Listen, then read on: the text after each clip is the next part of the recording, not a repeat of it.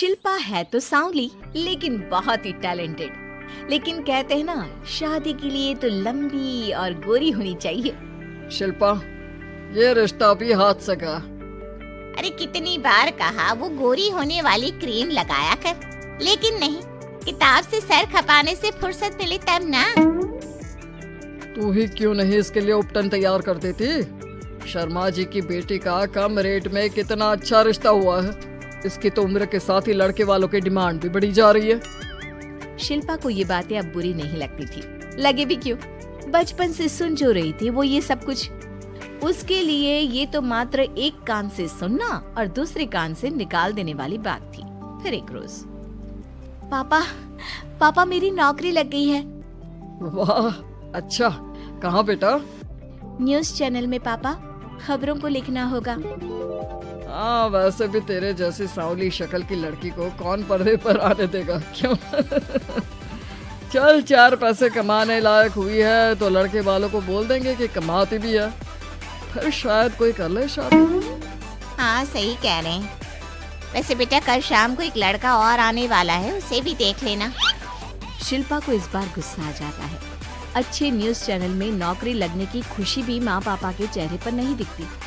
अगले रोज ऑफिस से शिल्पा घर आती है तो सामने बैठा होता है हिमांशु। हिमांशु शिल्पा को देखता है तो पहली नजर में तो वो उसे पसंद नहीं आती, लेकिन फिर भी फॉर्मेलिटी तो करनी थी। ओके, तो क्या शौक है तुम्हारे और खाने में क्या क्या बना लेती हो? मुझे पढ़ने लिखने का शौक है, खाना बनाना नहीं आता, बिल्कुल भी नहीं आता। पर फिर भी क्योंकि ये रिवाज है कि बहू को खाना बनाना होता है तो थोड़ा बहुत बना लूंगी, लेकिन उतना ही वक्त किचन को दे पाऊंगी जितने में मेरा काम, मेरी नौकरी सफर ना हो। बाकी भूख तो तुमको भी लगती होगी, तो खाना बनाने की जिम्मेदारी दोनों की ही होगी, है ना?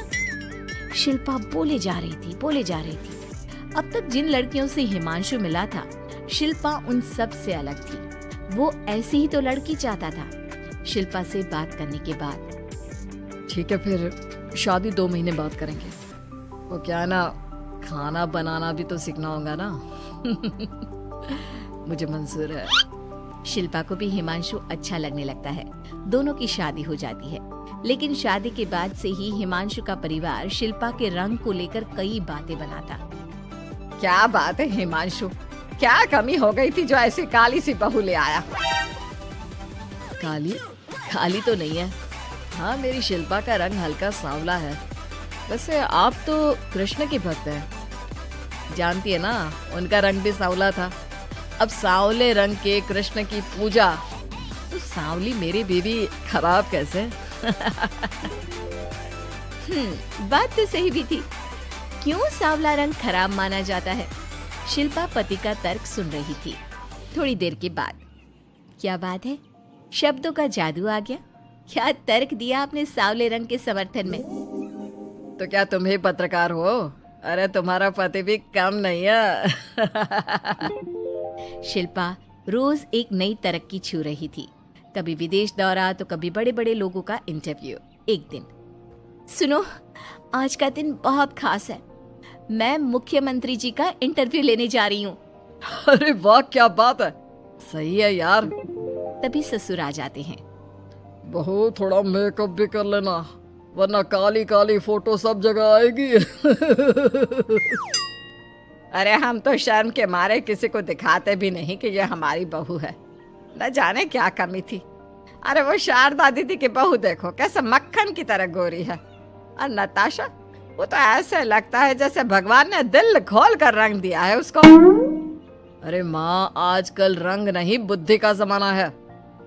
हाँ, तो वो दोनों कहाँ पागल है, अच्छा खासा घर देख रही है। शिल्पा को ससुर की बात पर गुस्सा तो आता है, लेकिन वो मूड खराब नहीं करना चाहती।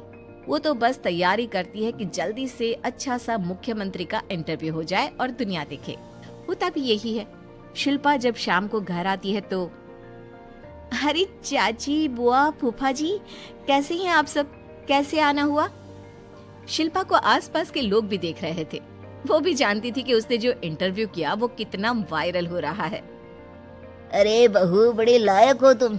औरत होकर दुनिया की इतनी जानकारी, कितनी समझ है तुम्हारे अंदर। वाह वाह बहू, तुमने तो हम सबका सीना गर्व से चौड़ा कर दिया। सास ये सब देखकर सोच रही थी कि भाई ऐसा भी क्या हो गया, इन्होंने तो बहू को हीरो बना रखा है। मैंने तो शिल्पा को उसी दिन समझ लिया था जब पहली बार मिला था। मैं तो जान गया था कि ये लड़की अलग है। कितनी प्यारी आवाज है इसकी और समझ भी लाजवाब। तभी बुआ सास बोल पड़ती है। और एक हमारी बहू है, सारा दिन टिकली बिंदी पर ही लगी रहती है। अरे दीदी, न जाने कौन कौन सी क्रीम लगाती है, अब तो चेहरे पर फोड़े भी निकल गए। कितनी बार कहा कुछ पढ़ाई आगे करके दुनिया में नाम कमाओ, लेकिन नहीं, बस सारा दिन शीशे के सामने खड़ी रहेगी।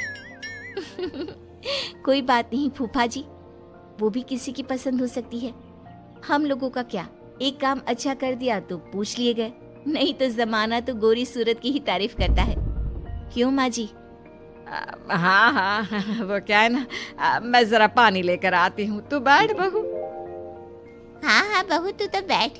वो क्या है ना, आज तो तुझसे बहुत सारी बातें करनी है। ये बता, कैसे दिखते हैं मुख्यमंत्री जी सामने से? जैसे टीवी में दिखते हैं वैसे ही दिखते हैं क्या? आए दिन लोग शिल्पा से मिलने आते, उसे अपने स्कूल या दूसरी जगह पर चीफ गेस्ट बनाते। ये सब देखकर पति तो खुश होता, लेकिन सुंदर बहू का सपना सास की आंख से उतर ही नहीं रहा था। फिर एक रोज, शिल्पा, पापा कहाँ है? माँ जमीन पर गिरी पड़ी है, वो बेहोश हो गई है। शिल्पा की सास को गंभीर बीमारी हो जाती है और फिर आप लोग अपनी माँ की किसी बात को मना ना करना, उनका दिल कमजोर हो चुका है। दिल में कोई बात लगेगी तो उनके हार्ट अटैक आने के चांसेस हैं, तो समझ रहे हैं ना। कुछ दिनों में ठीक होकर सास घर आ जाती है और फिर एक दिन, देख बेटा, मैं मरने से पहले एक सुंदर बहू का चेहरा देखना चाहती हूँ। अरे मैं नहीं चाहती कि तू इस काली कलूटी के साथ रहे, छोड़ दे इसे। अरे कल को तेरे बच्चे भी ऐसे काले पीले पैदा होंगे और फिर हमारा खानदान देखने लायक नहीं होगा। शिल्पा सुन रही थी, वो परेशान हो रही थी। वो सोचती है कि एक बार वो अपने पति से बात करके देखेगी। सुनिए ना, मुझे आपसे बात करनी है। मुझे भी शिल्पा, मैं माँ के बिना नहीं रह पाऊंगा, तुम समझ रही हो ना। शिल्पा को दुख होता है, लेकिन वो क्या करती। वो हिमांशु को तलाक देने का सोच लेती है और फिर शिल्पा, माँ की हालत फिर खराब हो रही है, क्या करूं?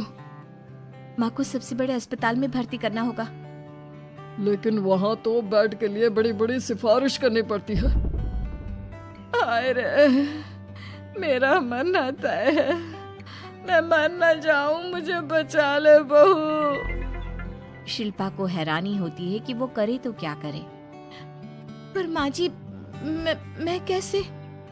बेटा, मुख्यमंत्री जी से बात कर ले, उनसे बड़ी सिफारिश किसकी हो सकती है? तू बोलेगी तो शायद तेरी सास की जिंदगी बच जाएगी। शिल्पा सिफारिश से सास को बड़े अस्पताल में भर्ती करवा देती है, जहां लंबे समय बाद सास ठीक होती है। लेकिन इस बीच एक दिन भी शिल्पा उन्हें देखने नहीं जाती। सास जब घर आती है तो एक सुंदर सी लड़की उनका स्वागत करती है। ये कौन है और शिल्पा कहाँ है? मुझे तो मेरी बहू ही चाहिए। माँ, कैसी बात कर रही हो? तुमने कहा था ना कि शिल्पा काली है और तुम्हें काली बहू नहीं चाहिए। ये रीना है, तुम्हारी बहू। नहीं नहीं, मुझे माफ कर दो, मुझे तो मेरी शिल्पा बहू ही चाहिए। उसी के कारण आज मेरी जान बची है। मैं नहीं समझ पाई कि सुंदर शक्ल से ज्यादा सुंदर दिल और आचरण होना चाहिए। लेकिन अब क्या, अब तो देर हो चुकी थी। हिमांशु भी जानता था कि आत्मसम्मान वाली शिल्पा अब उसकी जिंदगी में वापस नहीं आएगी। अब तो शिल्पा को वे लोग बड़े बड़े चैनल की स्क्रीन पर देखते और अफसोस करते। शिल्पा चाहती तो कभी तुम्हारे लिए सिफारिश नहीं करती। अब तो आसपास के लोग भी घर नहीं आते।